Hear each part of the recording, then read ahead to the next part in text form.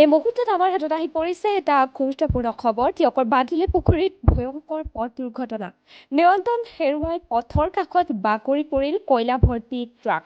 দুৰ্ঘটনাগ্ৰস্ত ট্ৰাকখনৰ নম্বৰ হৈছে WB29C4650 দুৰ্ঘটনাত দুজন লোক গুৰুতৰভাৱে আহত হৈছে আহত দুয়োজনকে যোৰহাট চিকিৎসা মহাবিদ্যালয়লৈ ইতিমধ্যে প্ৰেৰণ কৰা হ'ল আৰু গুৰুতৰভাৱে আহত চালকজন পশ্চিমবংগৰ নবিৰুল ইছলাম আনজন আহতক বৰ্তমানো চিনাক্ত পোৱা নাই আমি পুনৰ জনাইছোঁ টিয়কৰ বাদুলি পুখুৰীত এক ভয়ংকৰ পথ দুৰ্ঘটনা নিয়ন্ত্ৰণ হেৰুৱাই পথৰ কাষত বাগৰি পৰিল কয়লা ভৰ্তি ট্ৰাক